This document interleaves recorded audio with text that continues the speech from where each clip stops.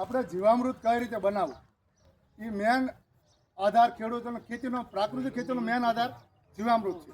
જીવામૃત કઈ રીતે બનાવવું એ આપણે ખેડૂતોને ખબર હોવી જોઈએ. હવે જીવામૃત બનાવવા માટે શું શું વસ્તુ જોઈએ તો એની માટે તમને સમજાવું તો સૌથી પહેલાં એક ટીપડું જોઈએ. ટીપડું લઈ અને એ ટીપડાની અંદર 180 લીટર પાણી ભરવાનું. 200 લીટરનું ટીપડું હોય 180 લીટર પાણી ભરવાનું. 10 લીટર ગૌમૂત્ર લેવાનું. એ ગૌમૂત્રને એ ટીપડાની અંદર નાખી દેવાનું. બીજું 10 કિલો જેવું ગોબર લેવાનું, ગાયનું, પ્યોર દેશી ગાયનું. એ ગોબરને એની અંદર ટીપડાની અંદર નાખી અને હલાવી નાખવાનું.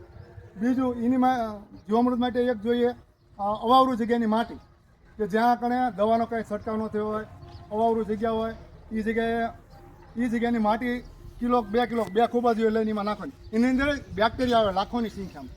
એ બેક્ટેરિયા એની અંદર આવશે એટલા માટે એની માટી લેવાની. બીજું 1 કિલો ચણાનો લોટ, કઠોળનો ચણાનો લોટ કે બીજા ગમે કઠોળનો મુદ્દો 1 કિલો લોટ લેવાનો. એ લોટને આની અંદર નાખી દેવાનો જીવામૃત બનાવી ટીપડાની અંદર. અને 1 કિલો ગોળ લેવાનો. રાતો આપણે જે ઢોરાને ખવડાવીએ રાતો ગોળ, દેશી ગોળ. એ ગોળને ઓગાળી અને ટીપડાની અંદર નાખીએ. બધાને ઘડિયાળની દિશામાં ઘુમાડવાનું દરરોજ સવારે 1 ટાઈમ દરરોજ ઘુમાડજો. એ 7 દિવસમાં તૈયાર થઈ જાય. એ જીવામૃતને તમારે પાણી સાથે આપી શકો તમે, અને ટપકની અંદર આપી શકો, અને તમારે ઘન જીવામૃત બનાવવું હોય તો એની અંદર પણ તમે ઉપયોગ કરી શકો.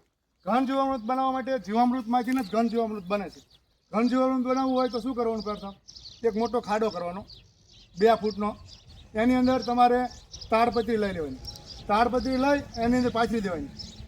અથવા તો તળિયું, તળિયું પાકું હોય, તળ નાખેલું હોય, એની અંદર તમારે 1 ટ્રેક્ટર ખાતર લેવાનું દેશી ગાયનું.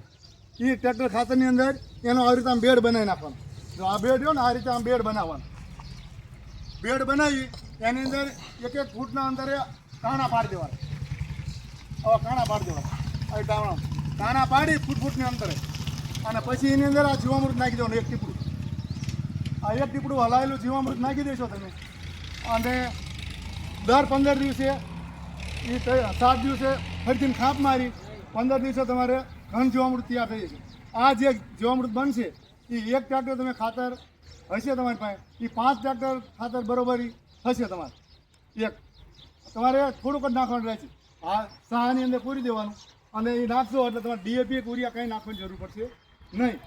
એટલે મેન આધાર એ છે કે તમે જીવામૃત ને ઘન જીવામૃત વાપરતા થાવ ખેડૂતો. એ માટે આપણે આ મિટિંગ રાખી હતી આજે, અને આ માહિતી તમને દેવાની હતી એટલા માટે.